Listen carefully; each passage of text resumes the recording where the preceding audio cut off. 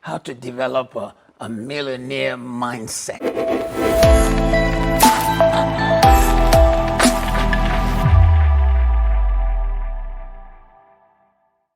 Hi, I'm Mathew Ashimolowo. Welcome to the Wealth Masterclass, where we teach you to make, manage, and multiply money. I tell you, today's teaching is going to be exciting.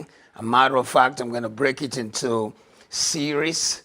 So make sure you look out for part 1, part 2, as many parts as it goes into. But I guarantee you, it's going to be a fantastic one.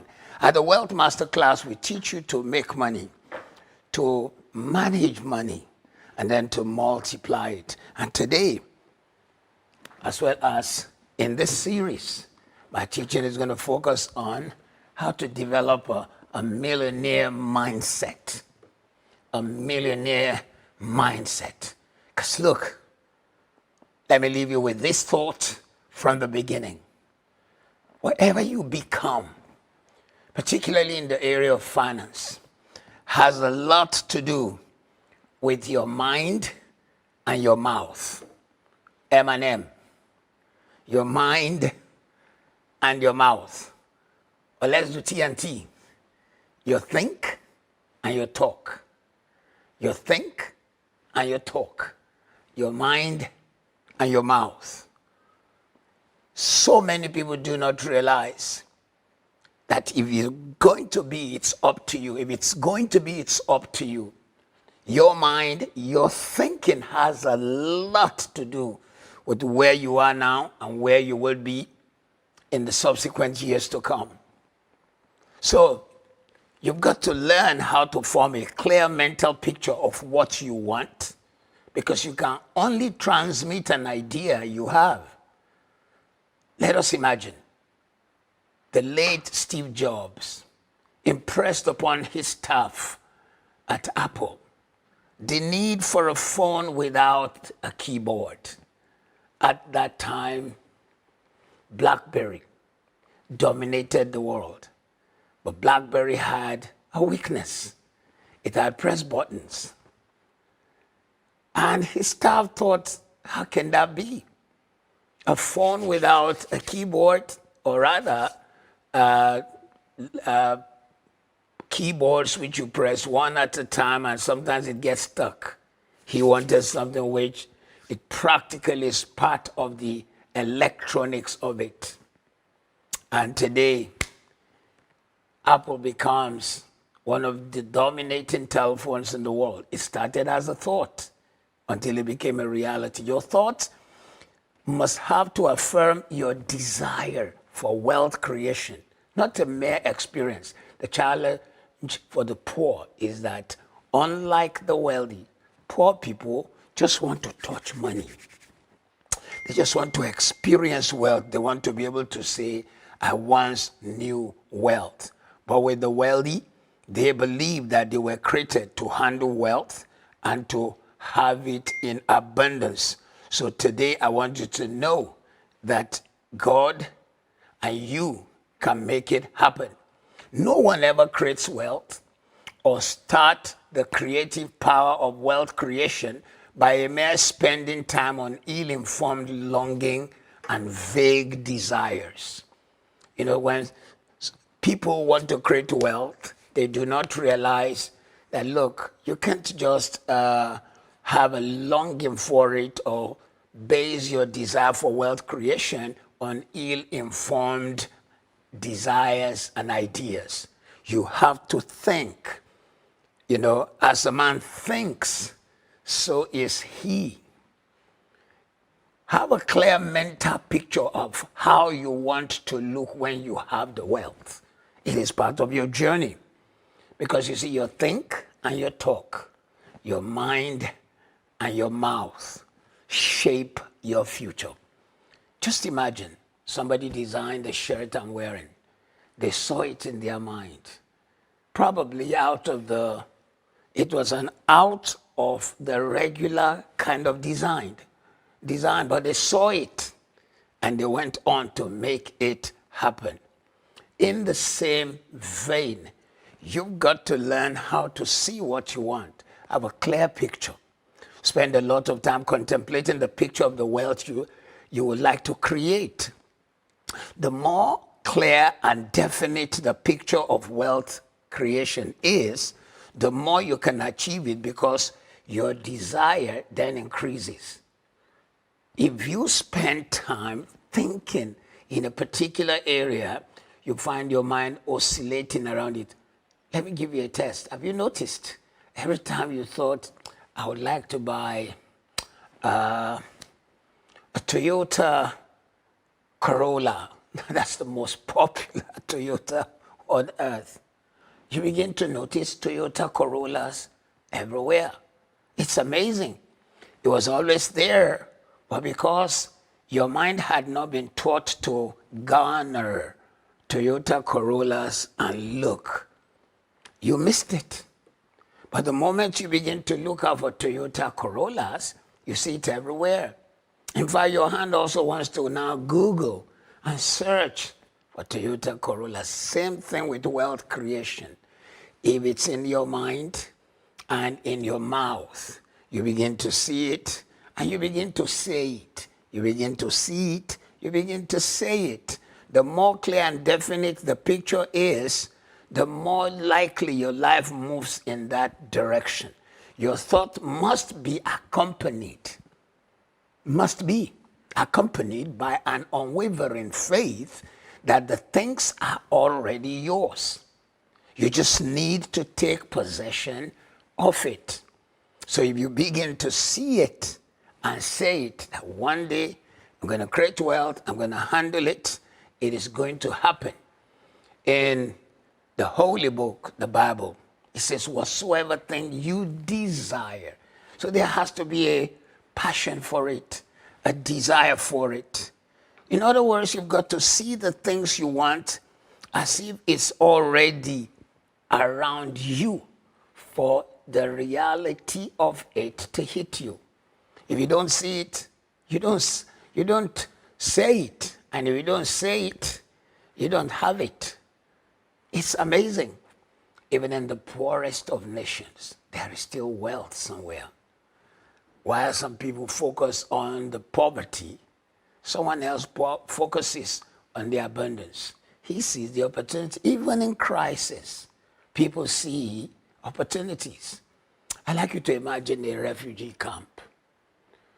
100,000 people displaced because of a civil war in their nation. And they have had to move out and create a refugee camp. The United Nations decides these refugees are human beings and they needed to be protected and given some care. Did you know that the United Nations will engage a company to provide water for these 100,000 refugees? Let us imagine that a bottle of water provides a special price. It's 50 cents. So that would be 50 cents, bottle of water, 100,000 in the morning. Did you know what that comes to? That is $50,000 in the morning, $50,000 in the afternoon, and $50,000 in the evening, every day. And guess what? Do you know who pays for it? You and I. And you may be saying, how? Because our nations are member states of the United Nations and have to make yearly contribution. And the United Nations takes the money to take care of this refugee situation. I've not even talked about the food the refugees will eat. I've not talked about the company that will supply all the tents that these refugees will stay in. I've not talked about the company that will supply all the blankets that these refugees will stay in. Do you see how one person sees a crisis, some other person sees opportunities in every nation? Matter of fact, I might just be slightly controversial here by saying the United Nations has a presence on ground in the Democratic Republic of Congo since 1961. Because there has always been a refugee problem somewhere in that country. Whereas it is probably one of the wealthiest nations in the world, potentially, because it has the largest deposit of all the minerals in Africa. So how do you see things? See things you want as if it is already around you. And it will begin to be that your mind walks towards it and your hand begins to go towards it. Dwell in the mental picture you see. Hold on to the mental ownership of what you see. If you see wealth and you say, I'm going to be part of those whom this wealth will be theirs, then all the things we've been teaching at the Wealth Masterclass comes together. The principles of hard work, duty, changing your mind, the way you think, investment, now begins to work. Because you see, even if you are taught to invest, if your mindset have not changed, you will not. So you've got to learn to understand. If it's going to be, it's up to you, but your mind must see it. So don't waver. Change your mind, change your mouth, things will change. Change how you think, change how you talk, and things will begin to change. Then you've got to learn how to repeat the right thing. But repeated words are not enough. You hold the vision with unshakable sense of purpose, and that vision becomes a reality. You must see it. You see, your perception produces your reception. If you can't perceive it, you can't conceive it. If you don't conceive it, you won't believe it. If you don't believe it, you won't receive it. Let me go through again. It's a good alliteration for you. If you can't perceive, you can't conceive. If you don't conceive, you won't believe. If you don't believe, you won't receive. Or let me do it slightly different. If you can't perceive it, you can't believe. And if you don't believe, you won't conceive. And if you don't conceive, you won't receive. But if you can perceive it, then you begin to believe. And if you believe, then you begin to conceive it. You begin to carry it in the womb of your trust and your belief, in the womb of your ability to achieve everything around you. The television, the phone, the iPad, or laptop from where you're watching me was once a perception that became a belief. The belief became a conception, and the conception became a reality. The power to create wealth starts with thinking and talking it. You cannot spend your life, don't forget this. You can't spend your life studying poverty when your desire is riches. Honestly, from now on, you observe your television, most movies, most mini martinis knock wealth. Whereas the guys who produce these programs are worth hundreds of millions of dollars, but they help us perpetuate a lie. They make us have an attitude towards wealth. So no one ever got rich by studying poverty and thinking about poverty. No one. No one ever increased and created wealth by studying poverty and thinking about poverty. So don't talk, don't investigate, or concern yourself with poverty. If anything, you can help people who are in a poor situation. But if you want to create wealth, in fact, you must start with this concept that poor can't help poor. Poor cannot help poor. It is when you've created wealth that you are able to help people. It determines the way life is. If you're getting this teaching and it's helping you, please like and subscribe, and make sure you watch all in this series. No one ever increased and created wealth by studying poverty and thinking about poverty. So don't talk, don't investigate, or concern yourself with poverty. If anything, you can help people who are in a poor situation. But if you want to create wealth, in fact, you must start with this concept that poor can't help poor. Poor cannot help poor. It is when you've created wealth that you are able to help people. The mental image of wealth and poverty cannot reside in the same mind. I repeat, the mental image of poverty and wealth cannot reside in the same mind. One has to make room for the other. So if you want to create wealth, you have to have this thing that makes you not justify poverty or make statements that make room for it. You begin to clear your mind. You begin to prepare your mind to welcome wealth, not as a bad thing, but as a good thing, because you do more good with wealth than you could ever. I don't even know what you could do with poverty. There is nothing you could use to poverty to do.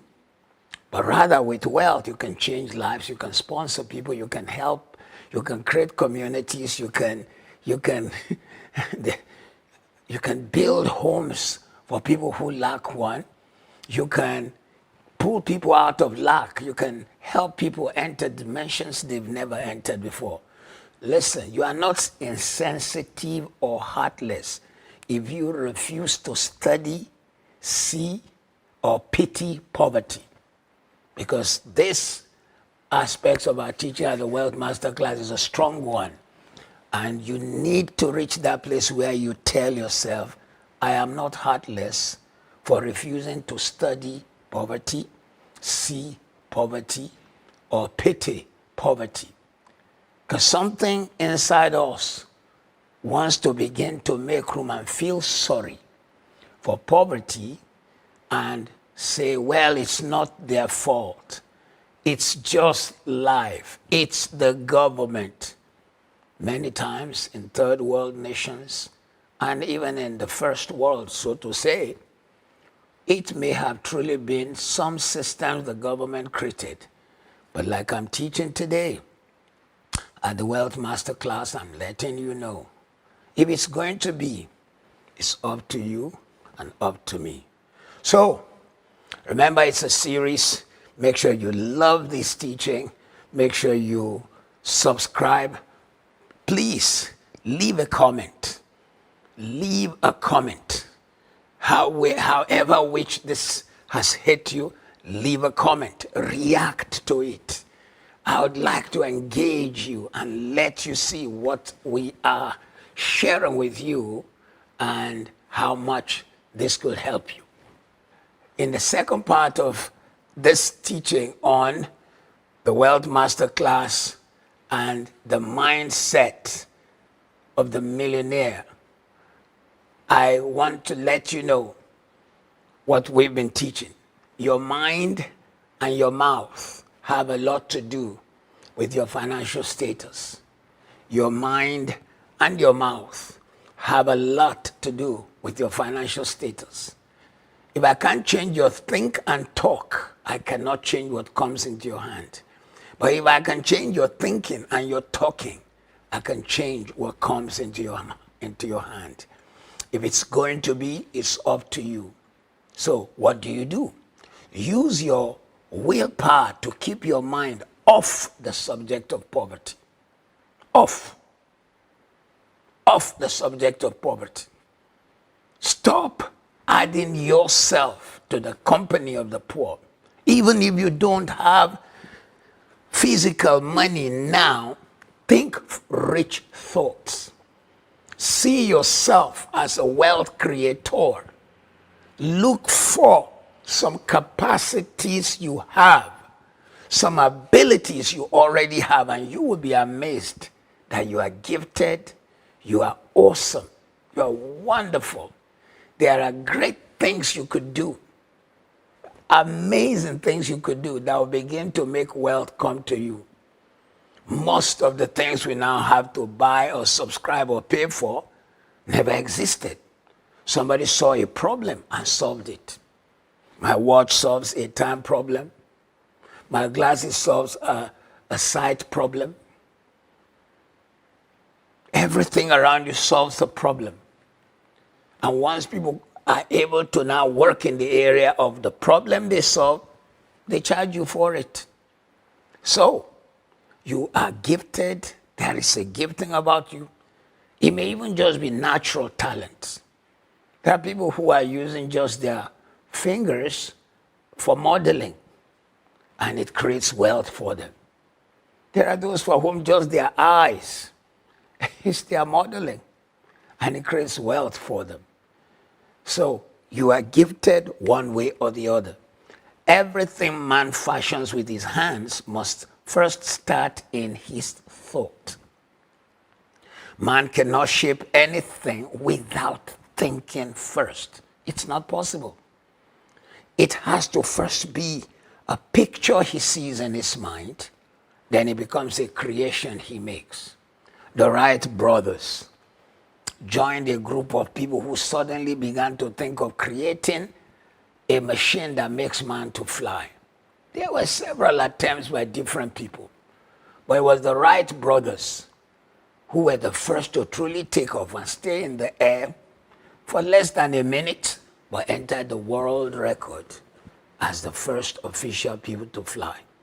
Their flight was for less than a minute, but they became the first officially known as people who had flown. They saw it in their mind. They put together mechanical trappings. They obeyed the law of aviation to some degree and gained some thrust and lift off. But they saw it in their mind. What do you see? First, it is a thought. Then material is taken from nature to give shape to that thought. Look at this cup. First, it was a thought. Then somebody thought, let's create what we can use to drink. Before man created this, he would use what nature provided, calabash, some wood that was carved with which he scooped water. In fact, some people are more primitive. They fold leaves and used to scoop water. But then he found that if he took sand from the sea and put the sand under incredible pressure, sand will melt and become glass. This is sand. But it started as a man's thought. And so when you and I buy beautiful, even crystal was once ordinary sand that went under amazing pressure, particularly sometimes underground, and became crystal. And if it is glass, it was also sand that was put under pressure. Let's not even talk about diamond. Diamond was once sand that went under pressure, and or charcoal or coal that went under pressure and moved from coal to diamond. Nature is where everything we use comes from, but it takes the ability to find it. The good book, the Bible says, it is the glory of God to conceal, and it is the glory of man to reveal. God conceals. In fact, it says it's the glory of kings to reveal.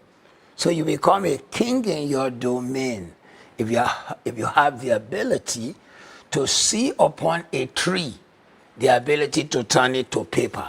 So this paper in my hand was once a tree in the bush. Somebody saw that tree, ground it to powder, poured water, it became pulp, put it under a machine, pressurized it, and pressed the water out and removed all the drag, heated it, and it became paper. These are granules of a tree that eventually became a paper. First, it was the thought. Then the material is taken from nature to give shape to the thought. Man can form things in his thought. I could describe things that I've never seen before, even as I sit here. Can you imagine a beautiful ball that travels at 3,000 kilometers per hour and has the ability to spin on the outside, but inside it is stable.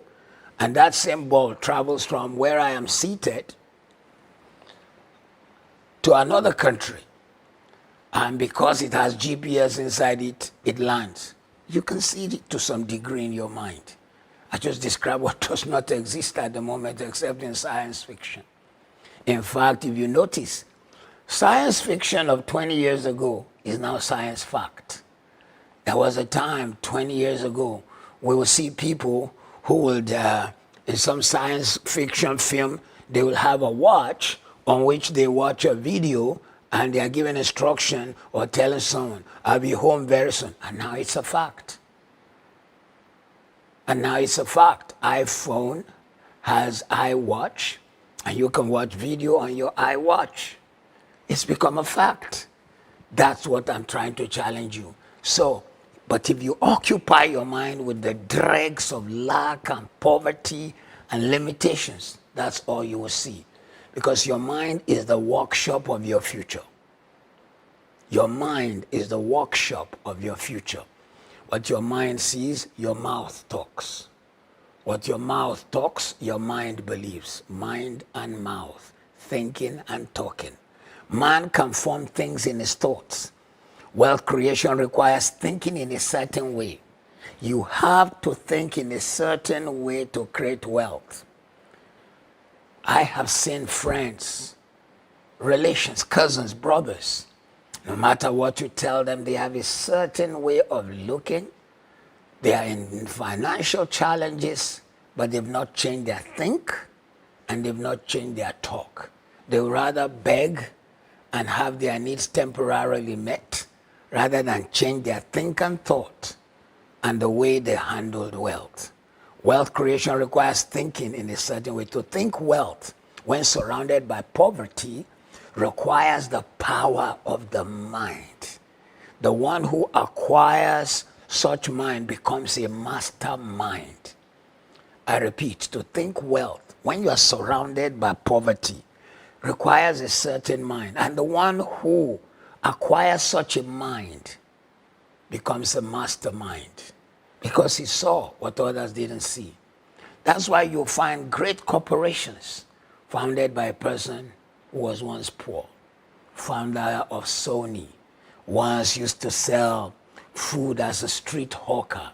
From there moved to electronics. From electronics created things and then made even cars.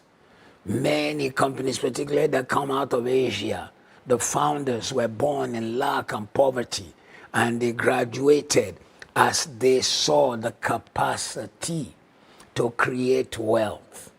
In fact, in today's world, 89% of today's millionaires in most economies did not inherit wealth. They are nourish new wealth. Most of them. Some of them were born in stark poverty. Stark poverty. But they saw the ability and thought the thoughts that led to wealth creation. The thought that led to wealth creation. Why thought? Because listen, if you only think of not being able to do a thing, then you will not be able to. I like you to imagine in my hand the insect, the bumblebee. The bumblebee has wings that are not shaped aeronautically for flight. But the bumblebee flies. Why? Because the bumblebee does not know the law of aeronautics. The day somebody tells the bumblebee, your wings are not shaped for flight, you cannot fly, the bumblebee will struggle to fly. Most times, people have noticed that when a baby is born, up to the first few months, if you put the baby in water, the baby swims. Naturally. Swims, knows what to do with the leg and the arms. The baby swims. But as the baby begins to grow, we in the environment begin to teach him to fear water, and the capacity to swim leaves him. Because your think and your talk, the Deal with your underlying beliefs. Some of us, we probably are in the place where we want to create wealth, but our underlying beliefs come from our background. Maybe background like where they told you, oh, if you have a very good degree, you will have a comfortable life. Yeah, that's fine. But you will always be an employee. And you can be sacked. And you cannot create the wealth that leads to a million as an employee. In fact, if you're watching this video in Western Europe or America or Canada, the chances are that for your degree you took loan from the banks. Do you know what happens? Then you are in debt. Some of you ended with 30,000, 40,000, 50,000 pounds debt for first degree.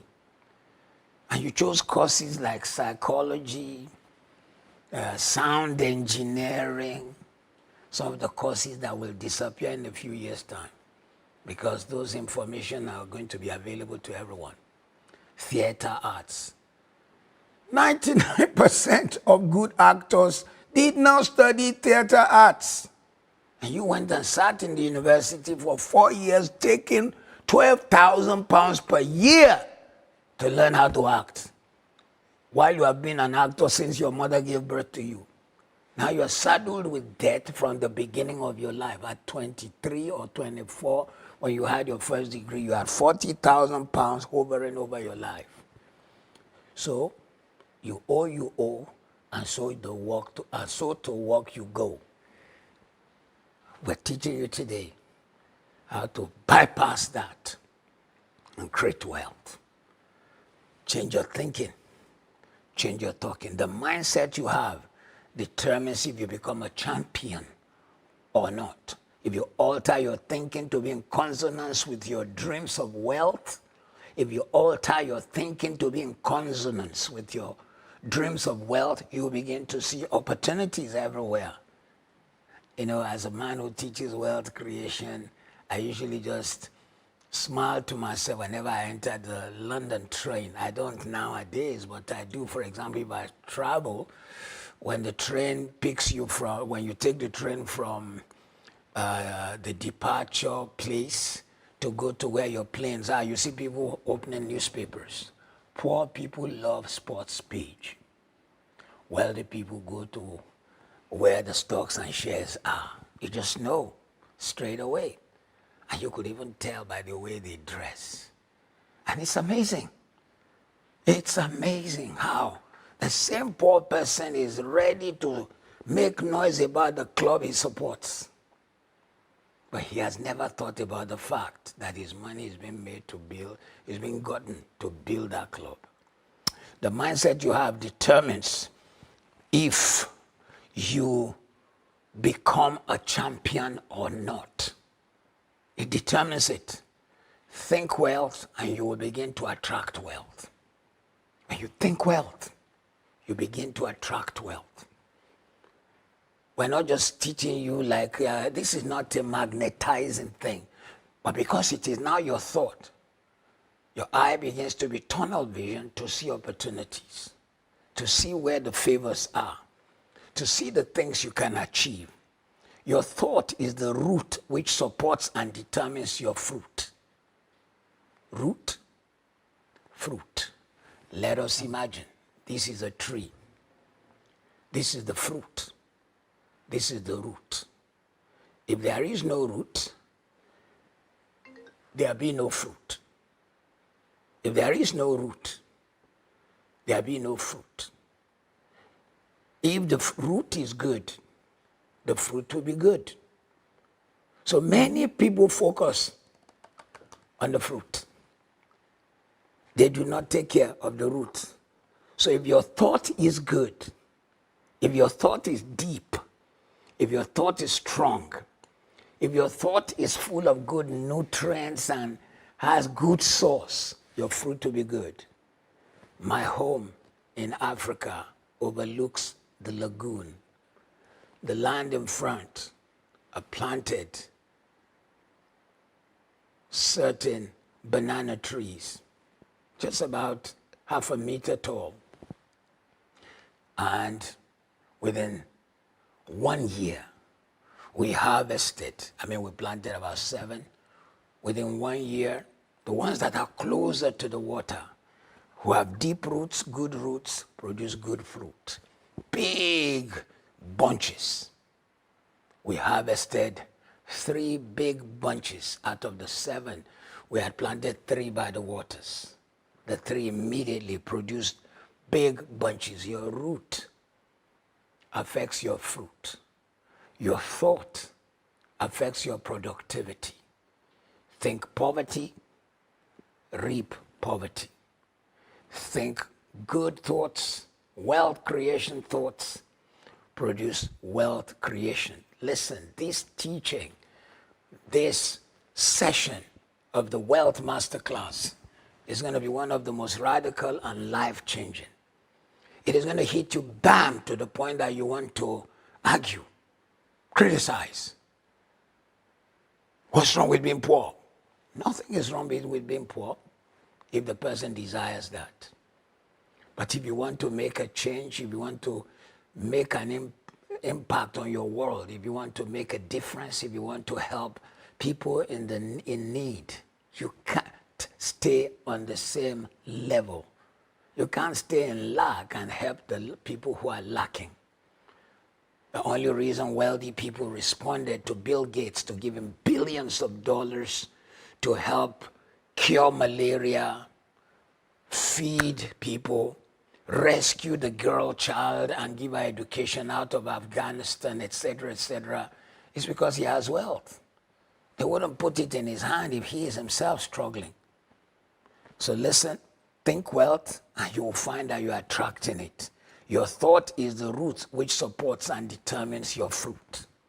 Your thought is the root which supports and determines your fruit. Bad thought, that's bad root. There'll be bad fruit. Poor thoughts will produce poor fruits. Good roots will produce good fruit. And like I told you, those banana bunches, because they were so close to the water, each of the bunches, the banana they had were full and robust. Full and robust. Your thought is so important. Let me put it this way. Your inner world creates your outer world. Your inner world creates your outer world. You can't see my mind, but if my mind always flows only towards lack, embarrassment, what I don't have, what I don't have, what I don't have, I will perpetually live in the world of what I don't have. In fact, the chances are I will write songs about what I don't have. So, but if my mind begins to think, hey, there are so many things I can achieve, I can make a difference, I'll begin to see that I'm gifted in certain areas. I'll begin to look for a problem to solve. I'll begin to find those issues that trouble my mind, and I'll begin to find solutions for them. Thoughts lead to feelings. Feelings lead to action, and your action produces the result. Your thought leads to the way you feel, and your feelings lead you to act on it, and your actions produce the result. Nikola Tesla, the great scientist that came out of Eastern Europe to come and live in the United States of America, his feelings and thoughts was how to bring solution to different things. Electricity, microwave. Edison, his thoughts and feelings was how to conduct electricity so that it can be used effectively to light homes and to use in industry. That thought became a feeling, the feeling became an action, the action became a result. Everything around you that solves a problem first started as a thought in somebody's mind. Look at me, I'm talking to you today, and there is a cordless microphone around me. Somebody observed that all microphones that used to have long cables connected to some machine somewhere, there were always a cog in your wheel when you moved. They had limits, you couldn't move around. So a transmitter system was created so that the cordless mic, as long as it has a transmitter, you could go as far as probably 100 meters, 200 meters, 500 meters, depending on the strength, or sometimes 1,000 meters. Somebody solved that problem, so they charge us how much they want to sell it. You don't like it, go create yours. Look at the iPad.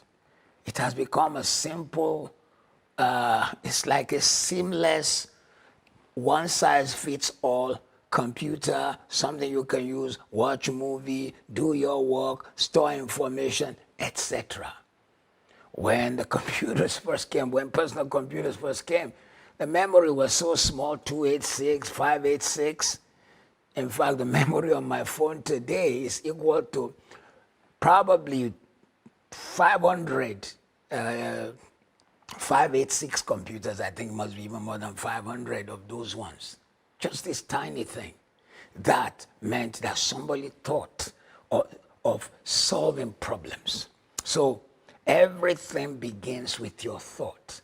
If I can change your think and talk, I can change your wealth creation. Rich ways of thinking lead to rich actions.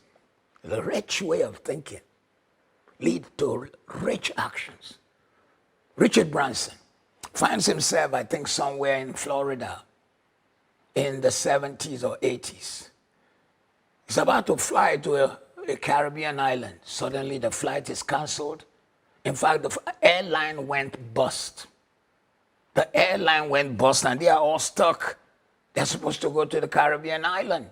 The airline went bust and everybody's there. Oh my God, what are we going to do? Oh, my ticket money. Oh, all our money is lost. Being Richard Branson, I've always been the person who thought outside the box. He just stepped out, went and hired a private plane that can seat many passengers. Right, signs the contract, comes back into the airport and makes an announcement. So-and-so place, all of you whose ticket was lost and you still want to go for so-and-so amount, there's an airline ready to go. They said, what's the name of the airline? He had no name. Then, Virgin. That's how Virgin Atlantic was created. He solved the problem that day, and it became the way he began to solve the same problem. So listen, you should run your thoughts, not your thoughts running you. I repeat, you should run your thoughts, not your thoughts running you. All monies originate from thought. All monies. Monies originate from thought. So you have small, it originated from thought. You have a lot, it originates from thought. Thoughts birth ideas. Ideas birth decisions. Decisions lead to actions. Actions bring results. I start again. Thoughts birth ideas. Ideas make you decide, and decisions lead to action, and your action produces results. Once you take an action, results follow. And it is better to act and have results and even struggle with it and learn from the failure than not to do anything at all. Everything you see around you was from an intangible idea. The iPhone did not exist prior to the day it was conceived, believed, and breathed. The iPad was once a thought. The watch on my wrist, in fact, was a thought somebody came up with, which was resisted by Swiss makers in Switzerland. The original thought maker of watches that use battery, when he presented it to Swiss people, they just said it's not possible. It can't be. For a watch not to have a balanced wheel, it's not possible. But the rest is history. What shall we say now of cars without engine but just an electric system? It is amazing. It is amazing. So what you need to start business is not capital, not cash, but a thought, in a certain direction, expressed as an offering of service. I told you of Richard Branson. Stranded along with other passengers, he had a thought in a certain direction, the direction of wealth creation.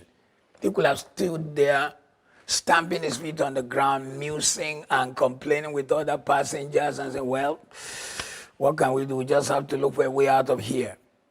But then went out, rented a plane, took a risk, expressed it as a service he was offering to other passengers who were stranded. They paid. He created an airline that day, provided comfort for those people, and new things began from that day, new information, new copyrights began, new patents. I'm a life member, life gold class member of Virgin Atlantic, which started as a man's thought. And it's helping you. Please like and subscribe, and make sure you watch all in this series.